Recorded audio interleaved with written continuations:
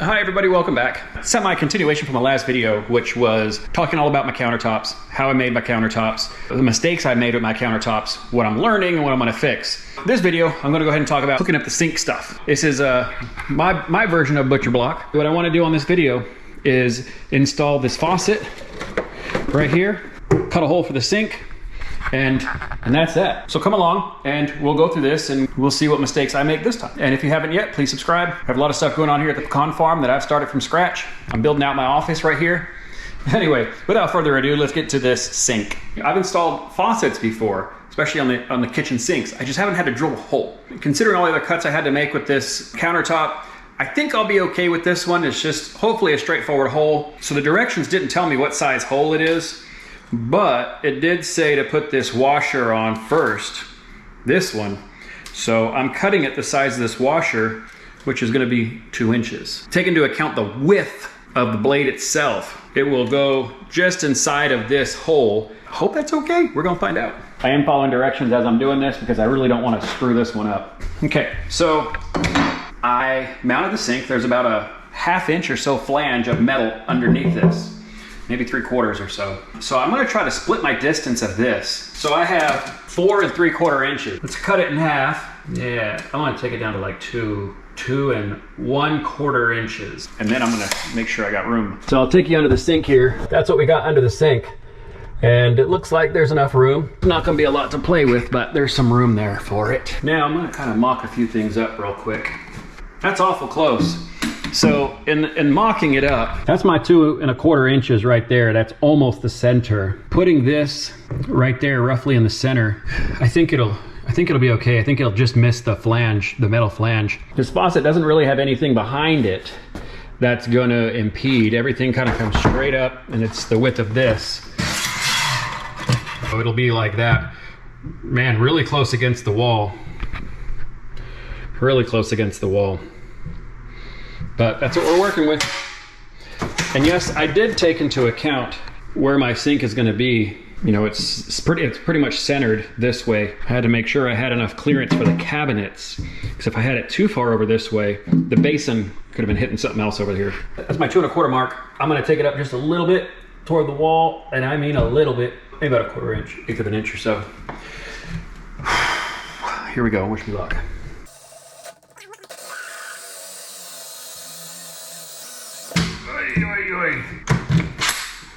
Okay, there it is. Do a little cleanup here real quick. Like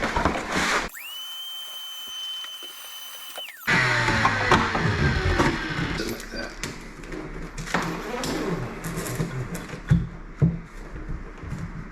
That's beautiful. Now, this is going to be on the side, and this is going to be over here. Good. So I have operating room to go back this way and that way. This is the next step to put this on, and then there's going to be a special tool to tighten it up. I'm glad I know there's no spiders down here. Ooh, shiza. My hole might be too big. Oh no. Damn it. This hole, I wish I would have told me what size to drill it. Jeez. It's barely too big. I don't know if you caught that, but the hole I drilled is too big, so it's not 2 inches. And I wish this thing would tell me what size hole I needed to drill. But maybe it's something standard, I just don't know. Yeah, that was bad. That's okay, because I got a fix for it. I used the little washer that's supposed to go in there, but I don't know. Maybe I could have looked at this hole or something. The problem is this little doohickey is supposed to help clamp the sink down, but it is the size of the hole, so it just goes right through it. But I'm not using this. This is for if you have 3 holes. So I'm gonna go ahead and use this as a massive washer. Here we go.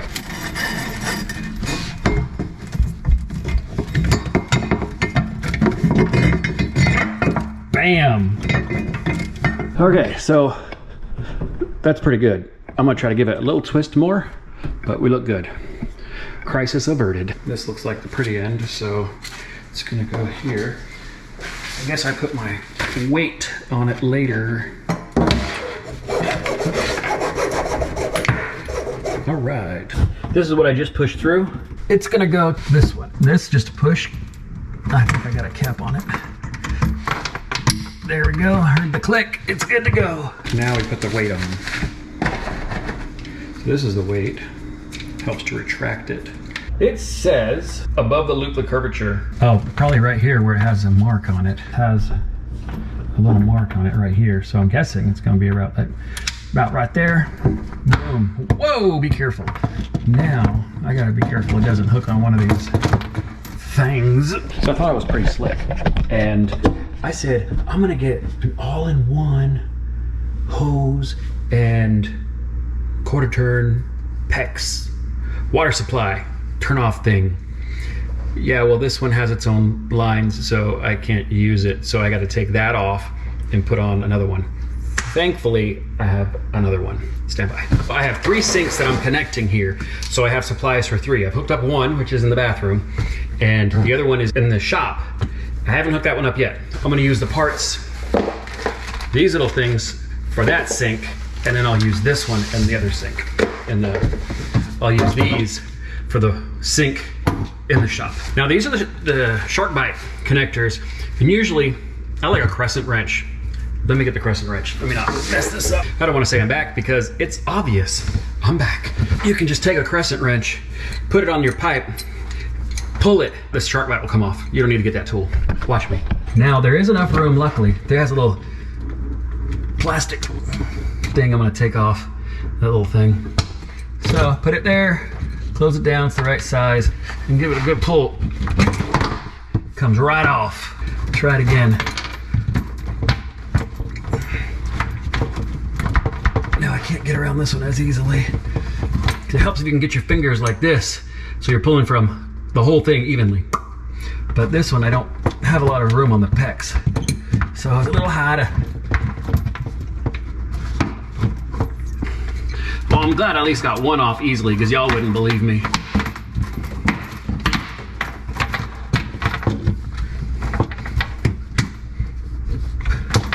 Just can't get my fingers back here.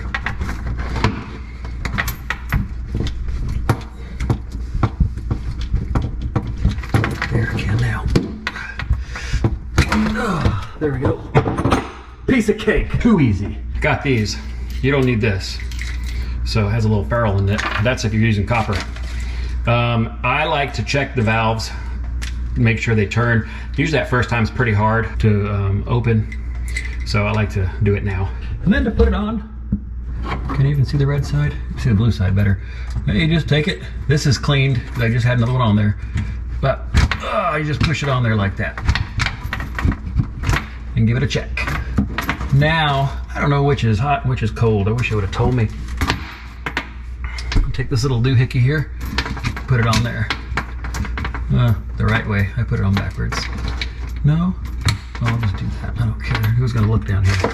Same thing.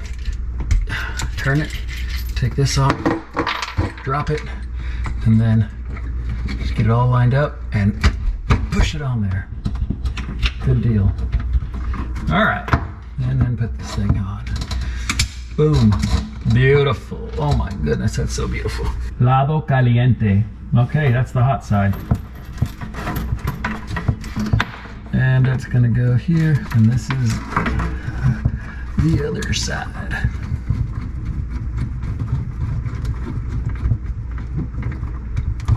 I think that's nice it has these hoses with it too, because these hoses are not cheap.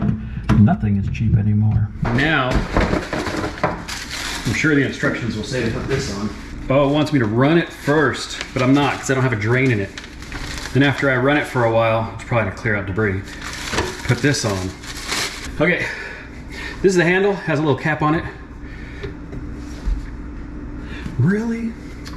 So I'm gonna take this cap off, and I gotta screw it on here just a little bit so I can pull that down.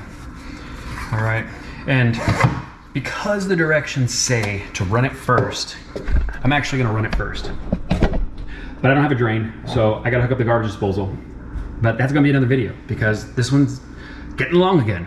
Follow me on the next video where I hook up the garbage disposal, and then I'll run this, and we'll see it all work good. All right, thank you for watching, and we'll see you next time. Bye.